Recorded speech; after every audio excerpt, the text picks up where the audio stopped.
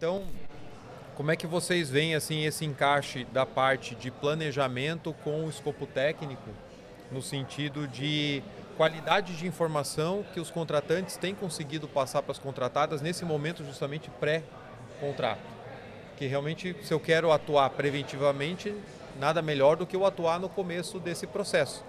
Mas pelo atropelo que a gente sabe que acaba acontecendo, as fases muito curtas de preparação, processos de suprimentos também sendo feitos na correria para compensar atraso de desenvolvimento, você acaba jogando toda essa incerteza para o mercado, né? Então, como é que vocês têm visto essa questão assim do nível de planejamento que os contratantes têm colocado nesses contratos antes de começar a mobilização? Tem sido adequado ou tem facilitado o surgimento desse tipo de disputa? Pode falar depois. Ótima pergunta, Shoma. Eu acho que isso varia um pouco de indústria para indústria, cliente para cliente, naturalmente. Mas o que a gente enxerga é que isso que você trouxe, né, desse fast tracking que costuma acontecer, isso realmente é um dos fatores principais que acabam gerando essa alocação de risco às vezes maior e criando um risco maior de pleitos ao longo da execução do contrato. A gente havia acontecendo muito realmente de fases curtas de suprimentos, ou às vezes essa questão de deixa eu alocar o risco para o meu fornecedor, ele teve a visita à obra, então ele sabe o que tem que ser feito, mas poxa, a documentação às vezes não traz ali um detalhamento suficiente para que o orçamento da contratada, da proponente, seja adequado.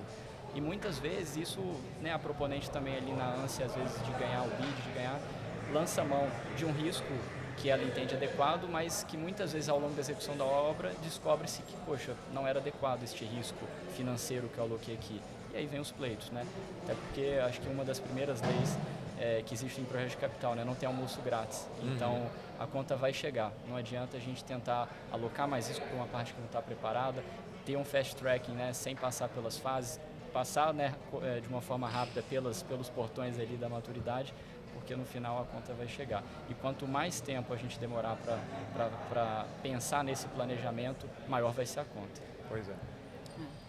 Acho que só complementando também, acho que existe um pouco de uma evolução em discussão nesse sentido, então a gente vê até temas relacionados aí a modelos colaborativos, onde é justamente a ideia de se trazer todos, né, os envolvidos numa fase de planejamento para que tenha essa discussão rica em relação a quem tem a maior capacidade para assumir aquele risco, como trazer todas as partes para o benefício do projeto.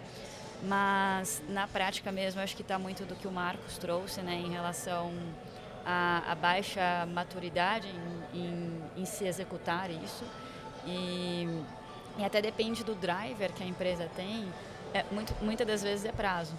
Então a aceleração acaba trazendo a pressa, né, e não a calma para se fazer aquilo da melhor forma, que seria de fato ter todas as informações.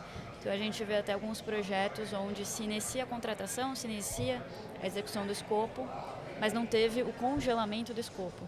Então a alteração do projeto ela ocorre durante a própria execução e aí certeiramente o pleito aparece.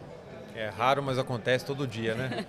E uma coisa que a gente vê muito também, e quem atua com isso vai se identificar, é que muitas vezes, né, por essa pressa de ir para o mercado, de liberar a documentação para os fornecedores fazerem as propostas e entrarem aí no bid, né, muitas vezes, gente, vamos com o que a gente tem para o mercado. Pois é.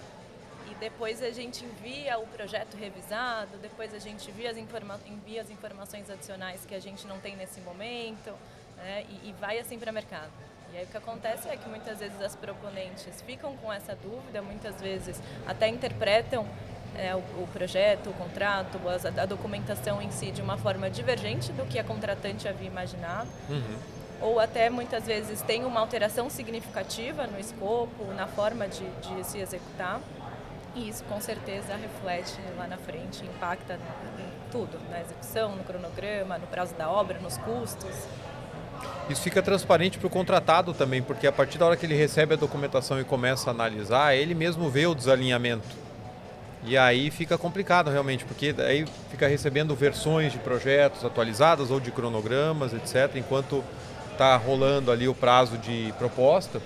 E você também, se para nós assim, pegando o papel do contratante, já é difícil você fechar bem um projeto maduro para colocar no mercado, se ele está mudando com constância, você estando do lado do prestador de serviço é muito pior. E aí, às vezes, alterações que parecem pequenas que você faz ali no momento pré-negociação, né, depois, na prática, a gente vai ver que fica muito diferente.